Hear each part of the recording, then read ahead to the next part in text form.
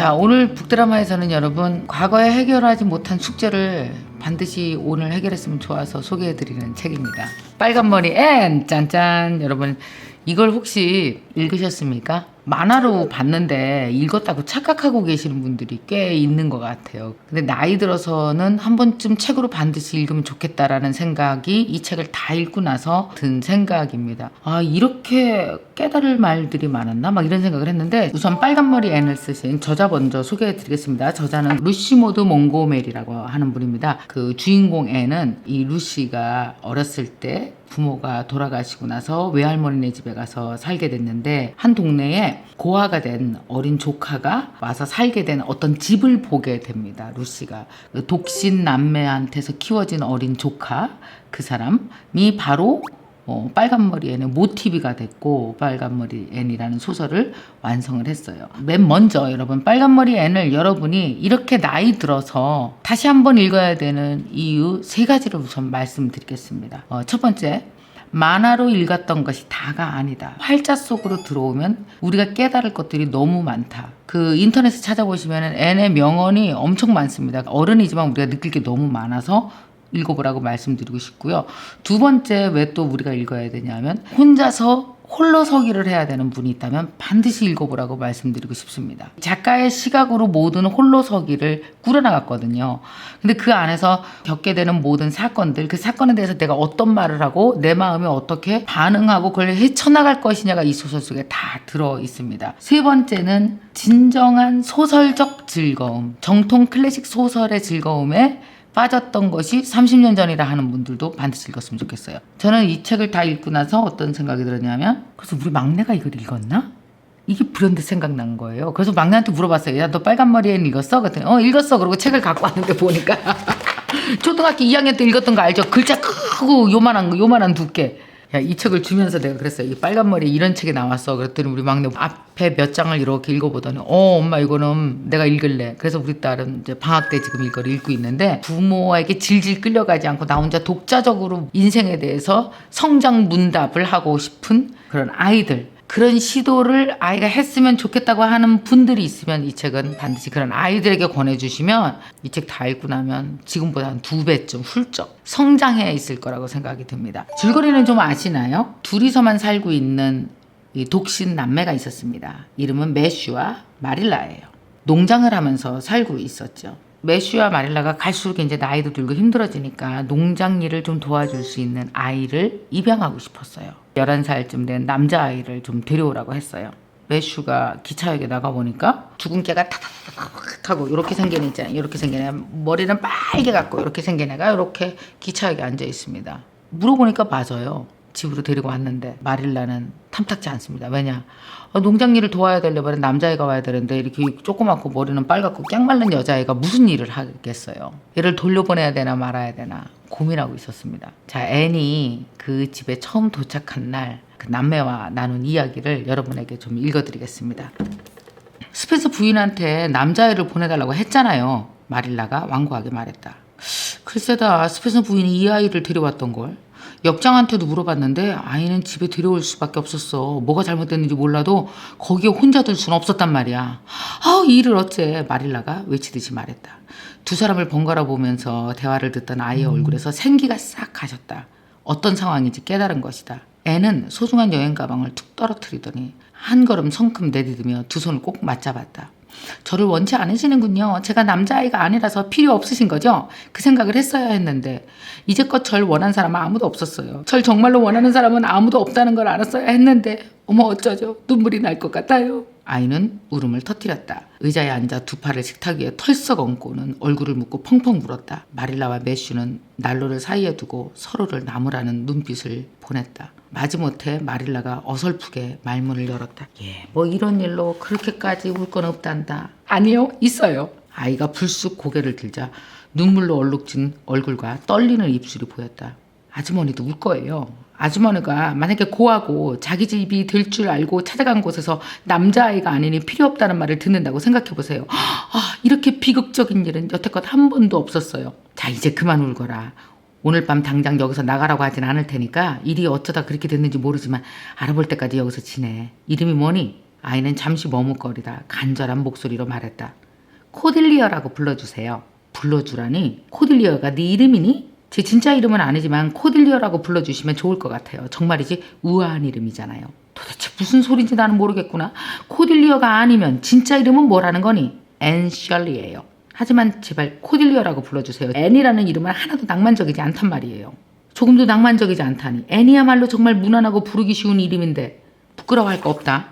마릴라가 매정하게 말했다. 부끄러운 게 아니에요. 그냥 코딜리어라는 이름이 더 좋아서 그래요.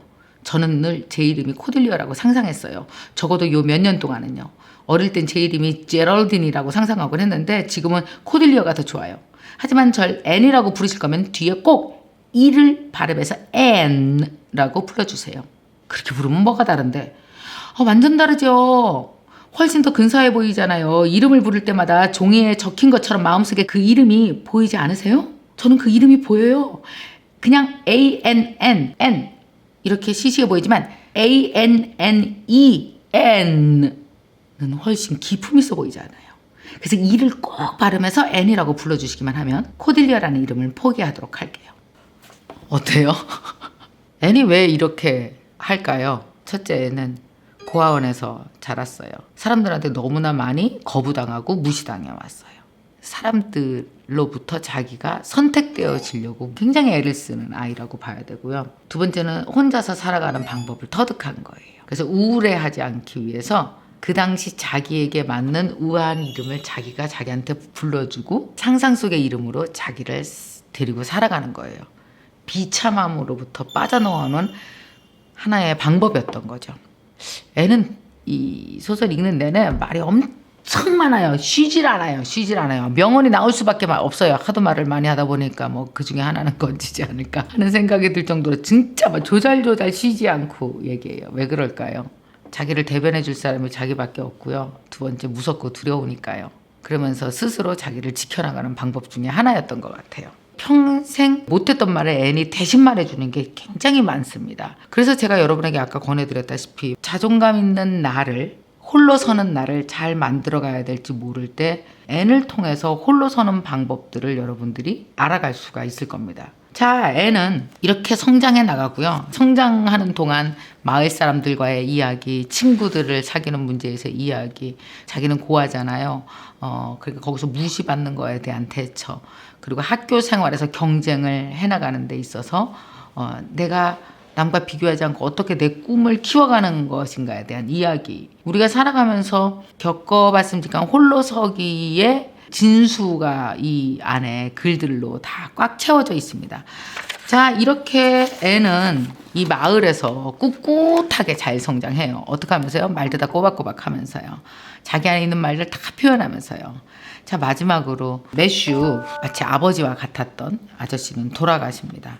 그리고 나서 마릴라와 함께 살게 돼요. 이제 애는 16살이 됐어요. 공부를 어찌나 잘하는지 학교에서도 우등생이란 말이에요. 도시로 가서 공부를 하고 싶어 했어요, 애는. 근데 갈 수 없었습니다. 마릴라가 아프기 시작했거든요. 마릴라가 이렇게 말합니다. 그래, 눈 검사를 했어. 의사 말이 독서랑 바느질도 하지 말고 눈에 무리가 가는 일은 아무것도 하지 말라더구나. 그리고 울지 않게 조심하고 자기가 맞춰준 안경을 쓰면 눈도 더 나빠지지 않고 두통도 나아질 거래. 하지만 자기 말대로 안 하면 6달 안에 눈이 멀게 확실하다는구나. 눈이 멀다니. 난 정말 생각하기도 싫다. 아주머니, 그렇게 생각하지 마세요. 의사가 희망이 있다고 했잖아요. 조심하면 시력이 더 나빠지지 않을 거예요. 그리고 안경 덕분에 두통이 나아진다면 그것도 좋잖아요. 그래, 근데 나는 희망이라는 생각이 별로 안 드는구나. 책도 못 읽고 바느질 같은 것도 못하면 무슨 낙으로 살겠니? 그냥 눈이 멀거나 아니면 죽는 게 낫지. 그냥 차 한 잔 주면 고맙겠구나. 갈 때가 다 된 거지. 마릴라는 속으로 앤이 멀리 떠나면 난 외로워서 어떻게 살아야 되나. 근데 앤을 위해서라면 도시로 나가서 공부를 하게 하는 게 맞지. 내가 저 아이를 붙잡는 건 옳지 않아 라고 생각하고 있었어요. 그래서 마릴라는 결국은 오랫동안 살던 집을 팔기로 했어요. 빚도 좀 많이 졌고요. 눈도 안 좋고. 그러니까 그 집을 다 유지할 수가 없었던 거죠. 마릴라가 너무 서러워서 울고 있었습니다. 그때 앤이 단호하게 얘기해요. 절대로 파시면 안 돼요. 그러면 나도 좋겠구나. 하지만 너도 알잖니? 여기서 혼자 지낼 수가 없어. 혼자 지내지 않으셔도 돼요. 레드먼드에 가지 않을 거예요. 뭐라고? 말씀드린 그대로예요. 저 장학금 받지 않으려고요. 전 결정했어요. 아프신 아주머니를 혼자 두고 정말로 제가 떠날 거라고 생각했어요? 전 교사가 될 거예요. 여기 학교에 벌써 지원도 했어요.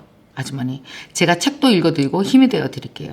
여기서 아주머니와 저 이렇게 둘이 정답고 행복하게 살아요. 마릴라는 꿈꾸는 표정으로 앤의 말에 귀를 기울였다. 네가 같이 있어준다면 지내는데 아무런 문제가 없지. 하지만 나 때문에 널 희생시킬 순 없단다. 앤이 경쾌하게 웃었다. 그런 말이 어딨어요? 희생이라니요. 초록 지붕을 포기하는 것보다 더 큰 희생은 없어요. 우린 이 정든 우리의 공간을 지켜야 돼요. 전 마음을 굳혔어요. 여기서 지내면서 교사가 될 거예요. 제 걱정은 조금도 하지 마세요. 하지만 네 꿈과 너는 전 지금 어느 때보다도 포부에 넘치는걸요. 단지 그 대상을 바꿨을 뿐이에요. 전 좋은 선생님이 될 거예요. 여기서 최선을 다해서 살면 그에 따른 대가가 주어지리라 믿어요. 퀸스를 졸업할 때 미래가 고든 길처럼 제 앞에 뻗어 있는 것 같았어요. 그 길을 따라가면 중요한 이정표들을 수없이 만날 것 같았죠. 그런데 걷다 보니 길 모퉁이에 이르렀어요. 모퉁이를 돌면 뭐가 있을지 모르지만 전 가장 좋은 게 있다고 믿을래요. 길 모퉁이에도 나름 매력이 있어요. 어떤 초록빛 영광과 다채로운 빛과 그림자가 기다릴지, 또 어떤 새로운 풍경이 펼쳐질지, 어떤 새로운 아름다움과 마주칠지, 어떤 굽이길과 계곡과 언덕들이 나타날지 말이에요.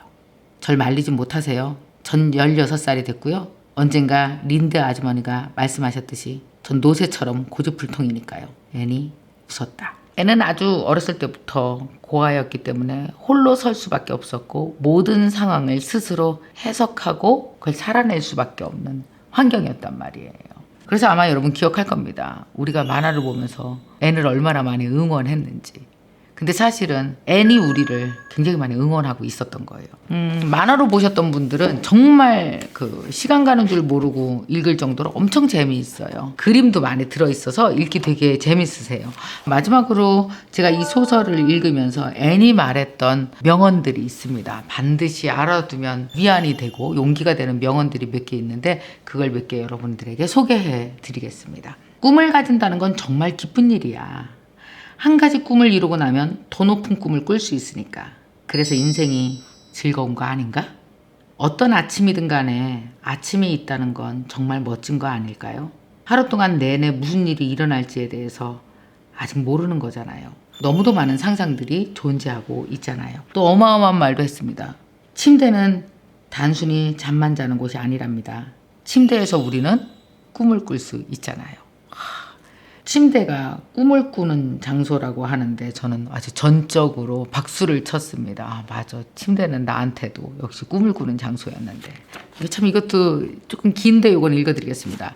린드 아주머니는 아무것도 기대하지 않은 사람은 실망조차 할 필요가 없으니 다행이고 행복한 사람이라고 하셨어요. 하지만 저는 그렇게 생각하지 않아요. 실망할 걸 두려워하면서 아무것도 기대하지 않고 있다는 건 정말 우울한 일이라고 생각해요. 기대를 가지고 있다는 것 자체가 이미 커다란 즐거움이거든요. 빨간머리 앤은 세상에서 제일 긍정적인 사람인 것 같아요. 그리고 두 번째, 자신에게 매일 어떤 주문을 외워야 되는지 알고 있는 사람인 것 같아요. 자기를 키울 뿐 아니라 자기 주위에 있는 사람들까지도 나이가 아무리 많건 관계없이 사랑할 줄 알고 사랑을 나눠줄 줄 아는 사람인 거고요. 내가 만약에 빨간머리 앤처럼 그때 그렇게 11살, 12살, 13살을 지나갔다면 혼자 설 수 있었을까? 부모가 옆에 있어서 나를 돌봐주고 했지만 어쨌든 20살 이후에는 홀로 서기를 해야 돼요. 내가 얼마나 소중한 사람인지, 내가 얼마나 사랑받을 만한 가치가 있는 사람인지, 내가 좀 부족한 게 있다 할지라도 나에게 어떤 말을 해주면서 나의 속을 키워나가야 될지, 이거는 결국은 부모가 해결할 수 없어요. 그건 아이가 직접 해야 되거든요. 그래서 앤의 성장 소설을 가만히 읽고 있노라면 홀로 서기의 정수입니다. 이렇게 긍정적인 마음을 가져야 되겠구나. 이렇게 하루를 소중하게 생각하면서 보내야 되겠구나. 이렇게 가장 어려운 그 어느 날 자기에게 가장 긍정적인 말을 해주는 사람이 되어야 되겠구나를 느낄 수가 있어요. 어릴 적에 이 소설을 읽으셨다면 혹은 뭐 만화로 보셨다면 반드시 한번 이번에 빨간머리 앤을 쫙 한번 읽어보시고요. 만약에 중고등학교 아이들이 있다면 꼭 권해서 이 책을 읽게 해주시면 정말 좋을 것 같습니다. 자, 북 액션입니다. 홀로서기에 고민이 있으신 분들은 반드시 읽으시면서 나만의 홀로서기 10계명을 한번 만들어 보세요. 이 N의 책을 읽고요. 여기 명언으로 있습니다. 그 명언들을 갖다가 다 여러분 것으로 만들어서 나만의 홀로서기 10계명을 만들어 보시면 홀로서기에 성공하실 수 있을 것입니다.